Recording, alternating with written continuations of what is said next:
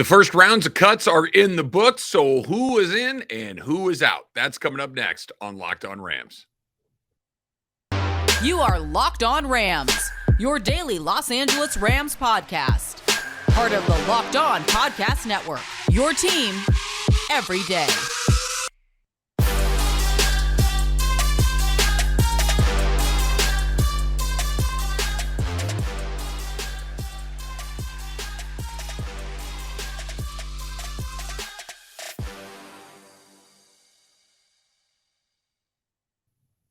Thanks for making Locked On Rams your first listen every single day, free and available wherever you get your podcast. Thanks for making us a part of what you do, part of the Locked On Podcast Network. My name is Travis Rogers. You can follow me on Twitter under that handle at Travis Rogers. You can also check us out on YouTube. Our Locked On Rams YouTube page is a good way to take in the podcast. And of course, I would very kindly and humbly ask you to subscribe to both the Locked On Rams pod on your podcast feed, the little plus, the check, a bookmark, whatever it might be.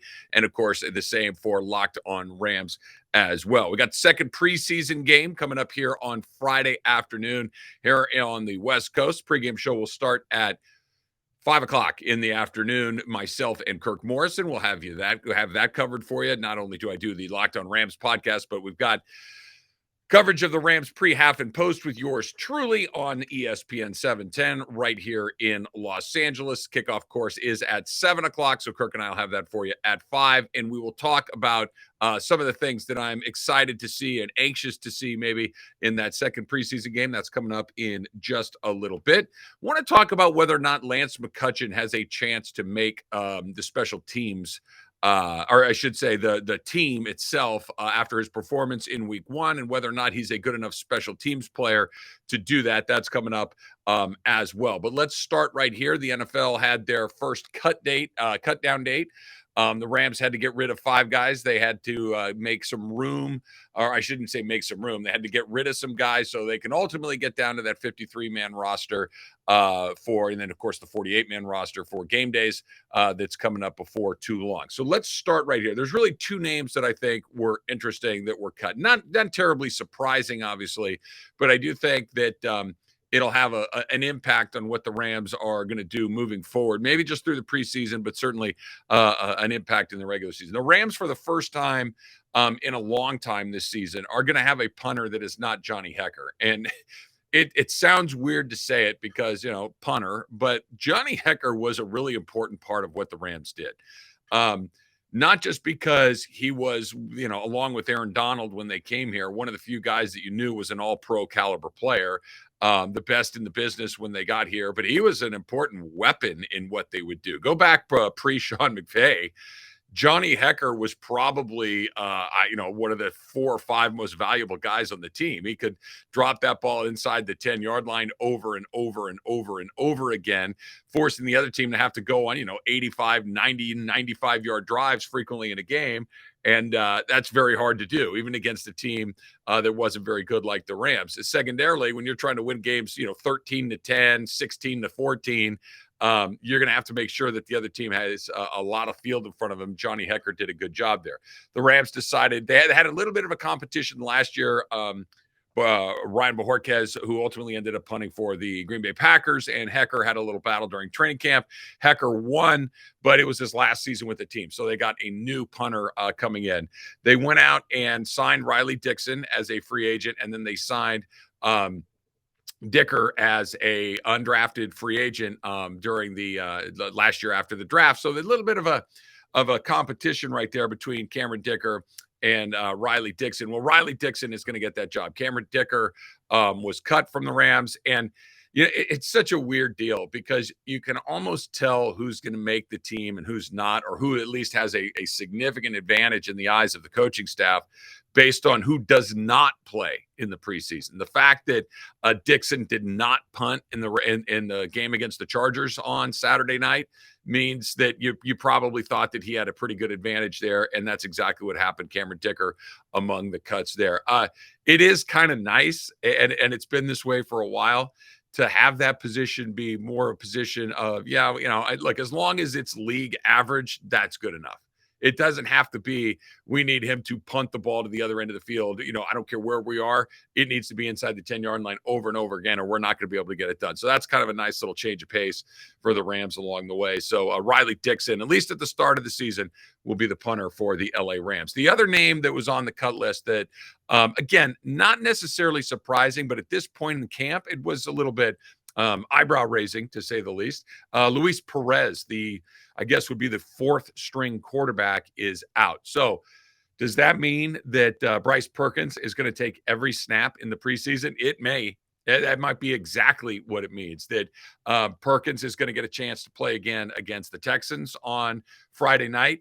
Can he put together another? Like, he had a fantastic game. He had 2 passes for touchdowns, including a 60-yarder. He also ran for another touchdown. He's got some speed for sure. He's got a little wiggle, a little slipperiness, a little elusiveness along the way. And he also threw a 2-point conversion, that one too, to Lance McCutcheon. So an opportunity there for Perkins to continue to play. My question is, what happens if they can't use him for whatever reason? Who goes into the game next? We get to see Wolford. Is there another player that do you put Riley Dixon in there as your emergency quarterback? Do you have a defensive back that's ready to slide into that role? But not that Luis Perez was going to make the team, but just having that other guy available to come in the event to just, hey, let's just get it to the end of the line, I think is pretty interesting that he's not going to be there for that. As far as the other guys that were cut, no big names, no big surprises there. The Rams are in a unique position and a very advantageous position, an enviable position, I think. There are not a ton of guys that are competing for roster spots. There are not a ton of guys that are competing for starting jobs. So these are more perfunctory. These are more administrative cuts where you need some bodies in camp. You need some guys that are going to be able to help you do inner squads. You need some guys that are going to be able to run some drills against some of your other guys. But the Rams 53-man roster, I think that if you, me, Sean McVay, Les Snead, just right on down the line, all put our 53 guys together, I think probably 51 or so of them would be the right guys. There's only a very small group of players that are still jockeying for positions along the way. One of those players, however, though, is Lance McCutcheon. Does he have a chance to work his way onto the team? Will they carry that 7th or 8th wide receiver? That's coming up next on Locked On Rams. How great is it that it is almost the start of the NFL season? You can certainly see it from here. We're just a few weeks away from the start of the season. And if you like to get a little action, a little sports betting, and you want to play a little fantasy football, and really who's not doing that anymore, you need that competitive advantage to win.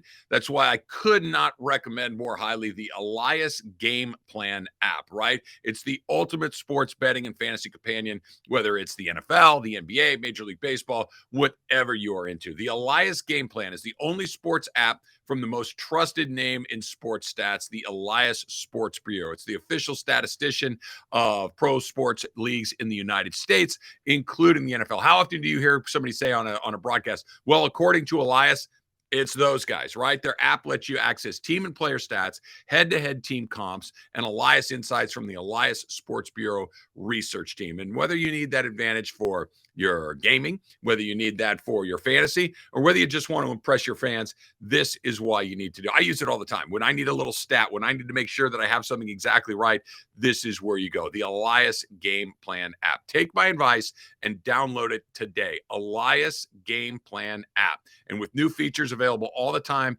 you can take your game to the next level. The NFL season is right around the corner, so don't wait around. Get it done right now. Find the Elias Game Plan app in the App Store or Google Play Store today.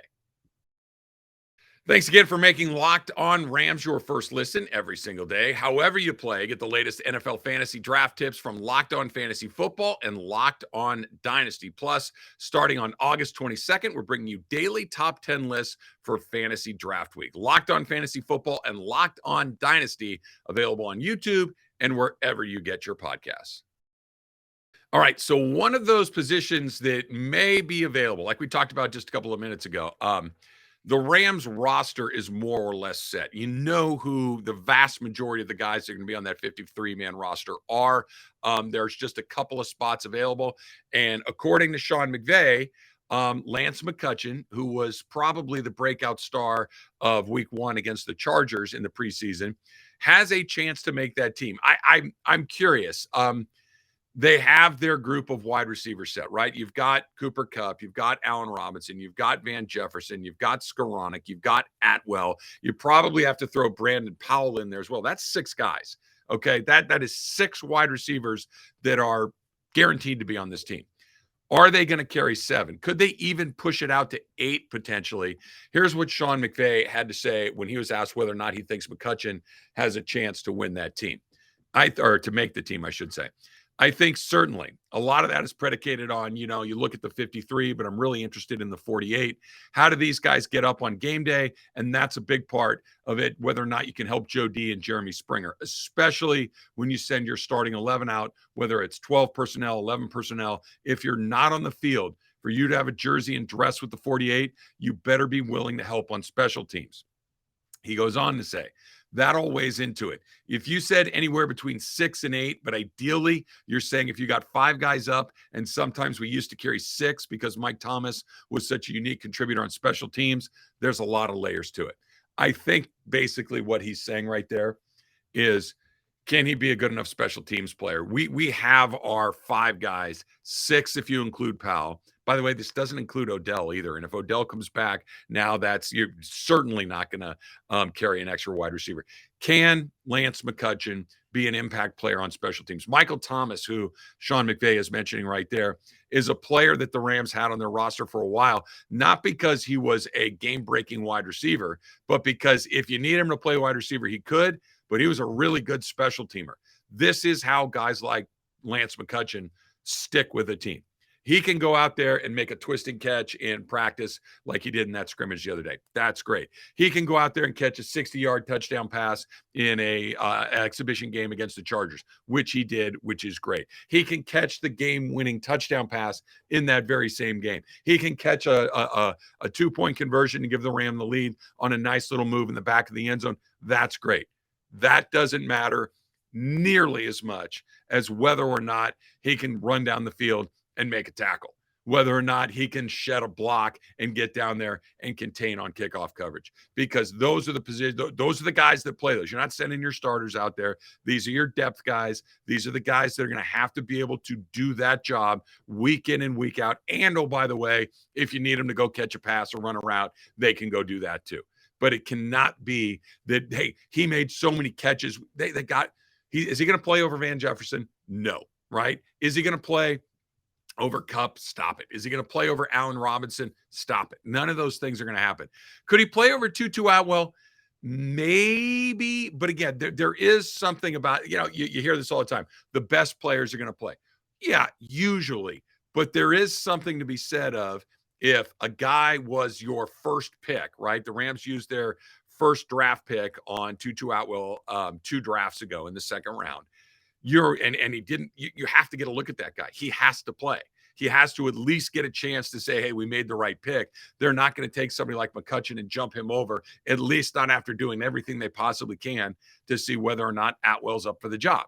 That's part of it, right? So you're going to have an opportunity to make the team if you're Atwell, and if you're a guy like McCutcheon, you've got to hope that that doesn't happen for him, and you've got to make sure that you are a lights-out special teams player. This is not the old days where guys are coming in and we got our 40 guys, but we got 13. No, not, and especially not on a good team. He's got a chance. But that quote from Sean McVay wasn't, we love what he does at wide receiver. That's, can he help us? If we give him an opportunity to play, can he help us in special teams? Can he do his job right there? Because that's going to be the determining factor on whether or not he plays on Sundays, whether or not he gets to play. And by the way, you get a 53-man roster, but you only have 48 active guys. And you need backup linemen. You need backup defensive linemen. You need backup secondary guys. Do you need that 6th wide receiver? Almost certainly no. Especially when you got other tight ends, you can find ways to do it. I like that McVay is giving him a little bit of a carrot. I like that there is a lane for him to make that team, because he's certainly put in a lot of hard work and looked very good and is competing like crazy. I would still be incredibly surprised if Lance McCutcheon is a part of that Rams 53-man roster moving forward. Taxi squad, practice squad players, sure. I think that there's a real chance there, but actually being on that roster come Sunday afternoons, I think is a far, far unlikely proposition. I just don't see that happening for him.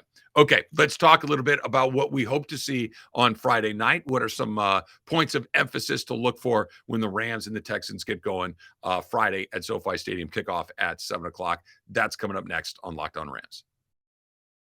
But first, let's talk about BetOnline.net. It is, as you know, the fastest and easiest way to check in on all your betting needs. Find all your favorite sports and events at the #1 online source for odds, lines, and games. Find reviews and news of every league, including Major League Baseball, the NFL, NBA, NHL, combat sports, esports, and even golf.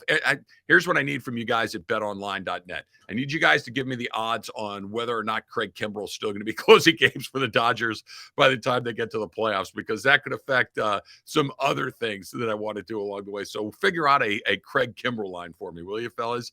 BetOnline continues to be the top online resource for all your sports wagering information, from live in-game betting, sports, and podcasts. They've got you covered. Head to BetOnline today. Use that mobile device to learn more about the action happening right now. BetOnline, where the game starts. Okay, so the second preseason game of the year, and by the way, this is where it's both so close you can taste it and so far away that you know you got to get through a couple more of these preseason games. This is a weird spot in the NFL schedule.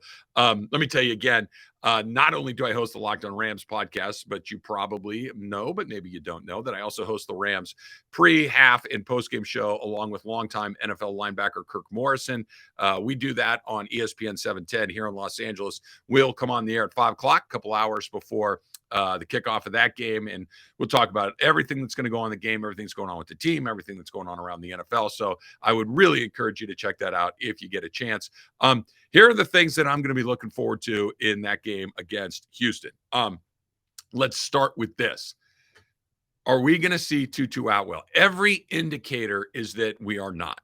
Sean McVay has made it very like he has big plans, that he's going to be a part of what we do, et cetera, et cetera. Probably get some kickoff return opportunities in the regular season, especially with Brandon Powell having a little bit of that knee injury that we heard about. So maybe he's ready to go, maybe he's not. But there's going to be some chances for Atwell to do what the Rams were hoping to do when they drafted him. I would like to see it in some games. Okay, let me say this very clearly, but understand that I'm not coming from a dark place, that I'm not coming from a place. I'm willing to accept the risk that goes along with Tutu Atwell maybe getting nicked up and dinged up and missing some time to play in a preseason game. I think it's important that this is because, look, is he fast? Sure. Can he run past everybody and get behind the defense? Yes. Can he catch the ball? Yeah, probably. My number one question for him is, can he get tackled and not break? Man's 151 pounds. We talked about it on a previous edition of Locked On Rams. And again, that's why you should probably subscribe to the podcast every day. He's a 151-pound man, okay? Playing in a league where there are multiple 300-pound men, twice his size. They're trying to hit him hard.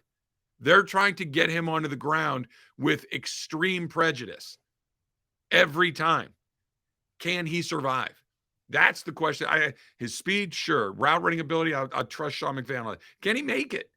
Because if we're going to give him a spot on the team, and obviously he's going to have a spot on the team, is it going to last a week, 2? It didn't last very long last year. Every time he got tackled in the preseason last year, every time he got tackled in the regular season, it's like, uh-oh. Is he getting up? He'd get up, he'd limp, he'd hobble, he'd get over the side, and okay, maybe he's done for the day. He's got to prove that he can survive in the NFL. And at 150 pounds, I don't know if he can. And if he can't, then let's use that spot. Let's figure, and they're not going to cut him. He's a second-round pick from a year ago. It's not going to happen, but let's figure out whether or not he's a useful player, because I don't want to figure it out during the regular season. The games are too valuable. They're too important. I don't know if we need to see that. So that's number one. The second thing that I'm looking forward to seeing, and he played a little bit in the first week and he was okay. And there was one play in particular where he got driven back and dropped on his butt. We're talking about Logan Bruss, who is the Rams' first pick this year out of Wisconsin in the 3rd round. A potential depth lineman, potential starting right guard. Coleman Shelton seems to have that position locked up right now. But this was a guy that I think a lot of people were optimistic that might be able to step right in and play right away. Probably not. He got moved around a little bit in that game on Saturday night. We'll see. Again, this is what the preseason is for guys like this. Let's get them a little bit of action. I understand that injury risk is a real thing, but we're going to have to play a little football at some point. Let's put him out there and see what it does. How does he do against the Houston Texans? How is he going to be able to take what he learned in the first week of the season and turn it around and put it into the second week of the season? Can he be incrementally better? He doesn't have to go from mediocre to the second coming of a Hall of Fame player, but let's go from mediocre to a little bit better than mediocre. And the bar is low. He's a rookie. He's green. He's inexperienced. But let's try to move that ball down the field a little bit with him as well. So those are the two things that I'm looking at from the Rams going into the Friday game against the Houston Texans. Plus, I'm optimistic to see whether or not Sean McVay does another little TV hit and basically gives us a play-by-play and entertains us simultaneously while knowing every single thing that's taken place in the field the entire time. I still can't believe that I saw what I saw with McVay against the Chargers. Okay, that's going to do it for this edition of Locked On Rams. Thanks for making us your first listen every single day. Now make your second listen Locked On Fantasy Football. Find the intellectual fantasy expert, Vinny Eiler, who brings over 20 years of NFL experience and a unique angle to give you the moves no one else has. Get ready for your fantasy draft with Locked On Fantasy Football. Till next time, whose house? It's Locked On Rams house.